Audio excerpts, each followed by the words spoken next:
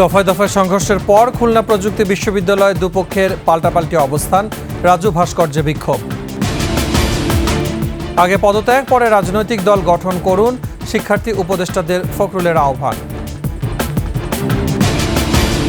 A two I প্রকল্পে 850 কোটি টাকার লুটপাট, জয় পলকের সংশ্লিষ্টতা খতিয়ে দেখছে দুদক।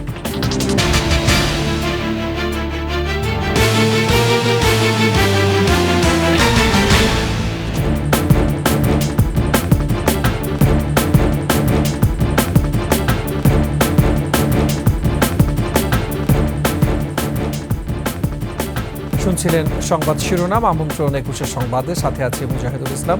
দর্শক, 21 টেলিভিশনের সংবাদ একসাথে সরাসরি দেখতে পাবেন আমাদের ফেসবুক পেজ www.facebook.com/2124 অনলাইনে।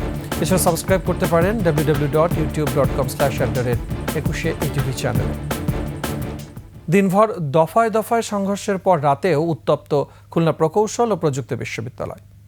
শিববাড়ি মোড়ে মুখোমুখি অবস্থান নেয় দুই পক্ষ, অবরুদ্ধ করে রাখা হয় ভিসিকে। পরিস্থিতি নিয়ন্ত্রণে ক্যাম্পাসে মোতায়েন করা হয়েছে 2 প্লাটুন বিজিবি। শেখ মোহাম্মদ জুয়েলের ক্যামেরায় খুলনা বিভাগীয় প্রতিনিধি মহেন্দ্রনাথ সেনের তথ্যে ডেস্ক রিপোর্ট। দিনভর দফায় দফায় সংঘর্ষের পর রাতে উত্তপ্ত খুলনা প্রকৌশল ও প্রযুক্তি বিশ্ববিদ্যালয়। রাতে খুলনা শিববাড়ি মোড়ে পাশাপাশি রাস্তায় অবস্থান নেয় দুপক্ষ। রাত 11টার দিকে অবরুদ্ধ করা হয় ভিসিকে। পরে বুধবার বেলা 11টায় শিববাড়ি মোড়ে বিক্ষোভের ঘোষণা দেয় বৈষম্য বিরোধী ছাত্র আন্দোলন। এর আগে দফায় দফায় ধাওয়া পাল্টা ধাওয়ায় রণক্ষেত্র ছিল বিশ্ববিদ্যালয় ক্যাম্পাস। আহত হয় দুপক্ষের 50 জনেরও বেশি। মঙ্গলবার দুপুরে ছাত্র রাজনীতি বন্ধের দাবিতে মিছিল বের করে বৈষম্য বিরোধী ছাত্র আন্দোলন। কেন্দ্রীয় জামে মসজিদের সামনে পৌঁছালে তাদের ধাওয়া করে একদল শিক্ষার্থী।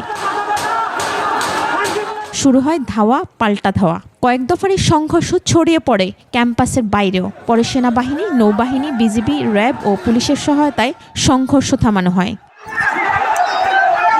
ঘটনার পর ক্যাম্পাসে আইন শৃঙ্খলা বাহিনীর সাথে মোতায়েন করা হয়েছে বিজিবি। আহতদের বিভিন্ন হাসপাতালে ভর্তি করা হয়েছে। মহিমা পলি, ডেস্ক রিপোর্ট, 21 টেলিভিশন। এদিকে খুলনা প্রকৌশল ও প্রযুক্তি বিশ্ববিদ্যালয়ে শিক্ষার্থীদের উপরে হামলার জন্য ছাত্রদলকে দায়ী করেছে বৈষম্য বিরোধী ছাত্র আন্দোলন। বুধবার সারা দেশে শিক্ষা প্রতিষ্ঠান ও ঢাকা বিশ্ববিদ্যালয়ের টিএসসিতে হামলার ভিডিও চিত্র প্রদর্শনের ঘোষণা দিয়েছে তারা। বিস্তারিত সিরাত আল মুস্তাকিমের রিপোর্টে। কুয়েটে ছাত্র রাজনীতি বন্ধ নিয়ে শিক্ষার্থীদের উপরে হামলার প্রতিবাদে ঢাকা বিশ্ববিদ্যালয়ে রাজু ভাস্কর্যের সামনে বৈষম্য বিরোধী ছাত্র আন্দোলন বিক্ষোভ করে। বক্তারা বলেন, যারা ছাত্রলীগের মতো শিক্ষার্থীদের উপর হামলা করবে তাদের পরিণতি ছাত্রলীগের মতো হবে। কর্মসূচিতে অংশ নিয়ে বৈষম্য বিরোধী ছাত্র আন্দোলনের আহ্বায়ক হাসনাত আব্দুল্লাহ বলেন, ছাত্র রাজনীতি করতে চাইলে শিক্ষার্থীদের ভাষা বুঝে রাজনীতি করতে হবে।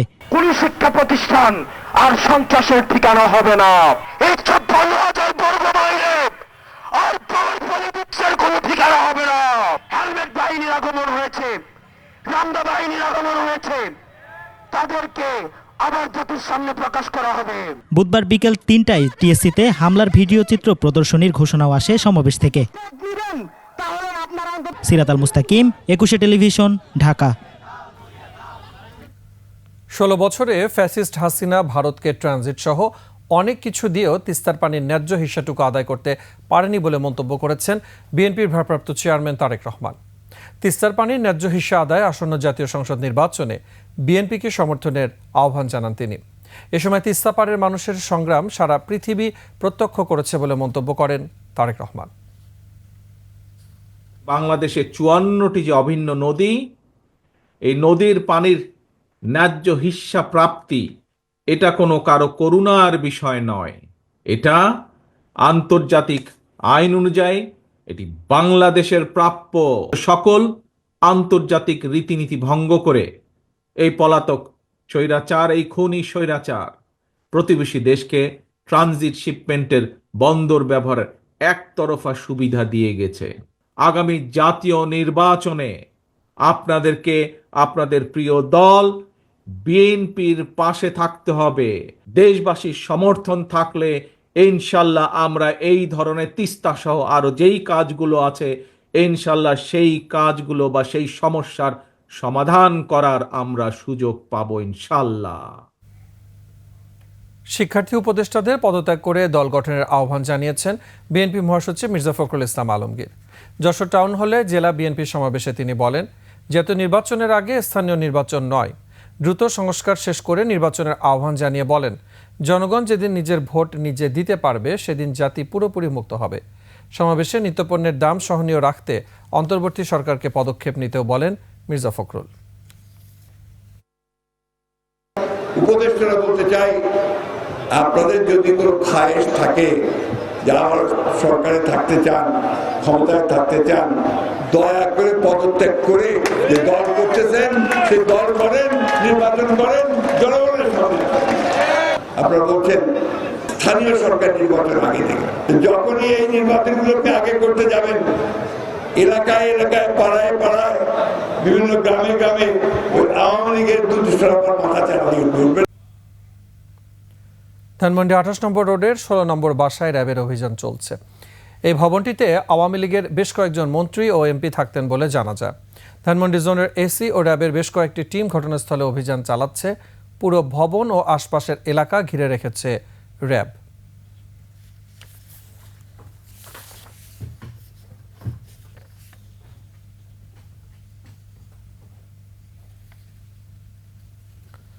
পতিত আওয়ামী লীগ সরকারের ঘনিষ্ঠদের বিরুদ্ধে A2I প্রকল্পের 850 কোটি টাকা লুটপাটের প্রমাণ পেয়েছে দুর্নীতি দমন কমিশন দুদক।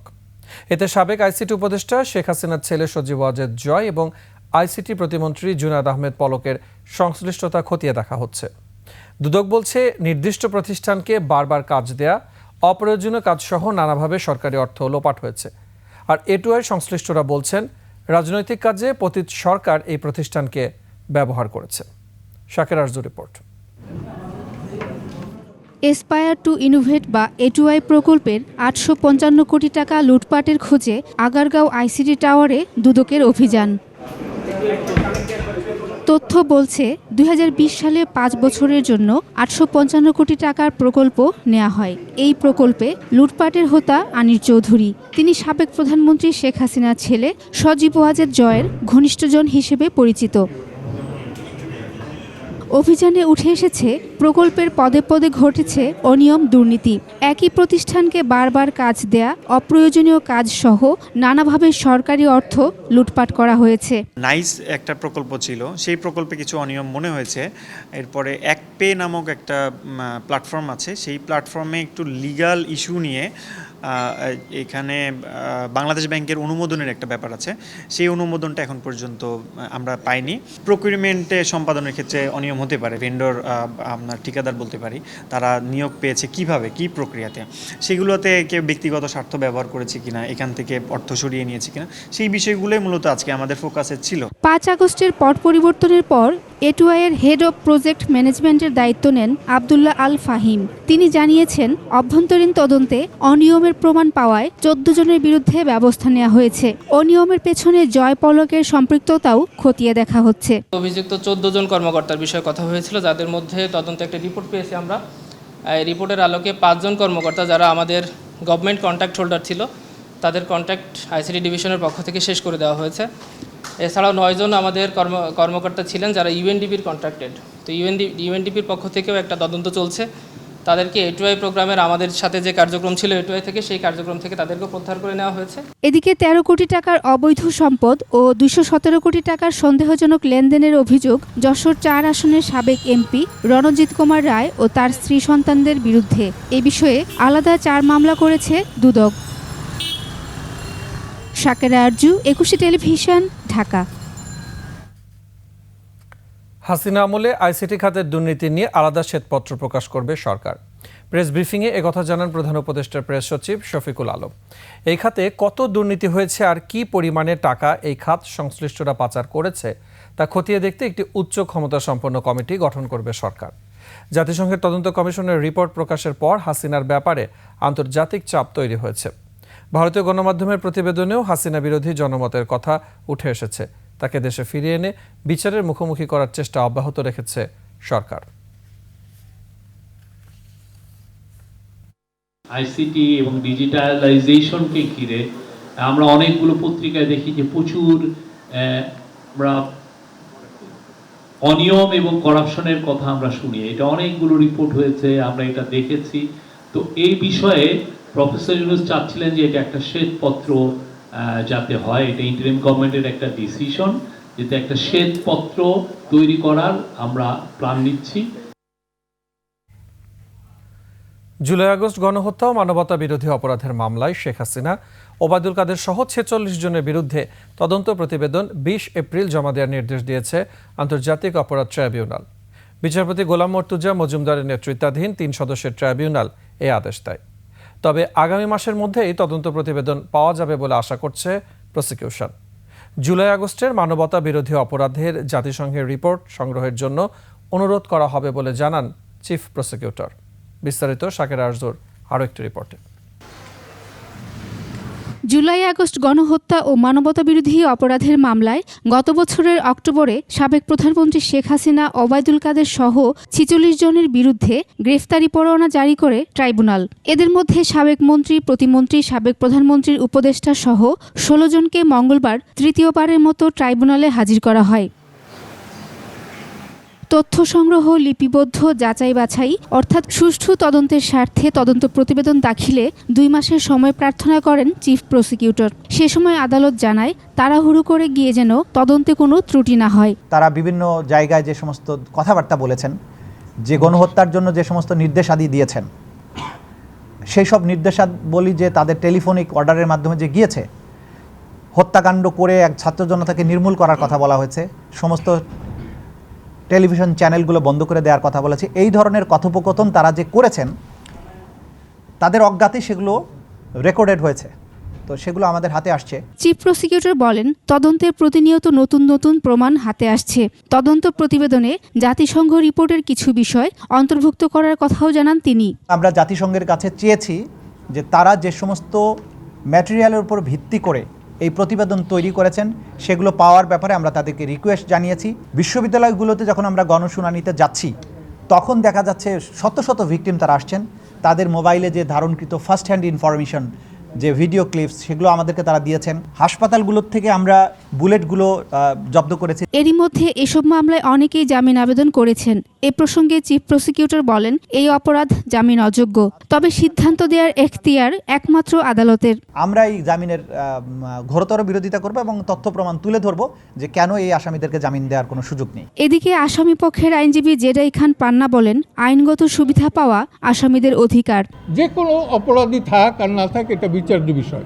আইনগত সুবিধা পাওয়া এবং সমর্থন দেওয়া এটা একটা আইনজীবীর নৈতিক অধিকার, এবং যে কোনো নাগরিকের আইনগত সুবিধা পাওয়া এটা নৈতিক অধিকার।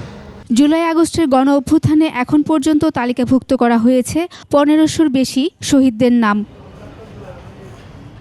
শাকেরা আরজু, 21 টেলিভিশন, ঢাকা। 21 সংবাদ। পাসপোর্ট করার ক্ষেত্রে আর থাকছে না পুলিশ ভেরিফিকেশন। নানা ধরনের তদন্ত ও অনিয়ম বন্ধে সরকারের এমন সিদ্ধান্তকে সাধুবাদ জানিয়েছে সাধারণ মানুষ। তবে রোহিঙ্গা বা ভিনদেশি যাতে জাতীয় পরিচয়পত্র জালিয়াতি করতে না পারে সেজন্য সরকারের আরও কঠোর হওয়ার প্রতি জোর দেন তারা। তফসির হাসানের ক্যামেরায় আসিফ সুমিতের রিপোর্ট। পাসপোর্ট করার ক্ষেত্রে এবার পুলিশ ভেরিফিকেশনের হয়রানি থেকে মুক্তি পাচ্ছে সাধারণ মানুষ। মঙ্গলবার স্বরাষ্ট্র মন্ত্রণালয় এ সংক্রান্ত পরিপত্র জারি করে।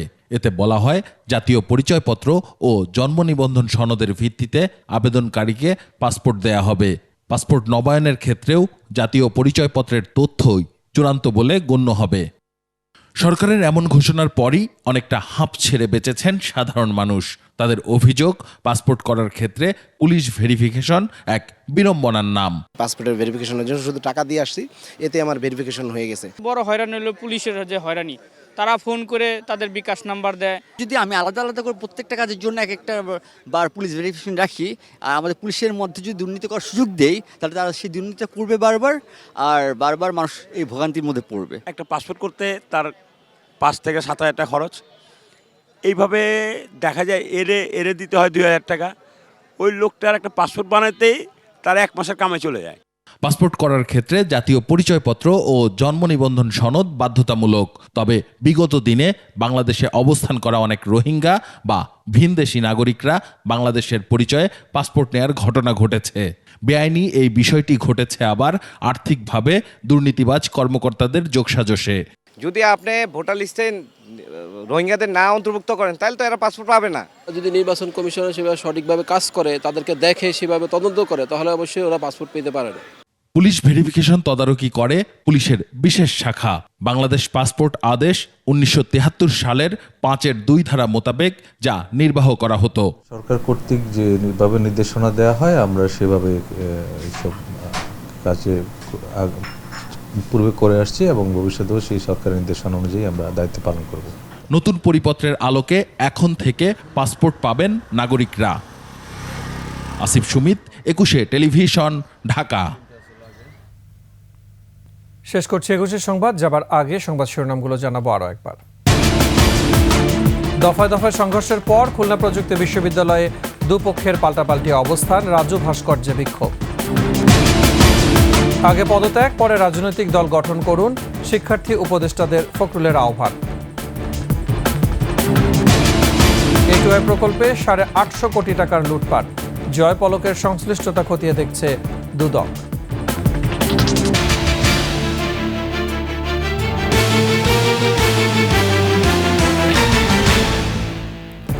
সর্বশেষ সংবাদ জানতে ডায়াল করুন 2021 নম্বরে আর ভিজিট করুন ecushey-tv.com ওয়েবসাইটে। ফেসবুকে ভিজিট করতে পারেন www.facebook.com/ecushey24 অনলাইন। এছাড়া সাবস্ক্রাইব করতে পারেন www.youtube.com/ecushey-etv চ্যানেলে। এতক্ষণ সাথে থাকার জন্য ধন্যবাদ। পরবর্তী সংবাদ দেখার আমন্ত্রণ রইল। একুশের সাথে থাকুন।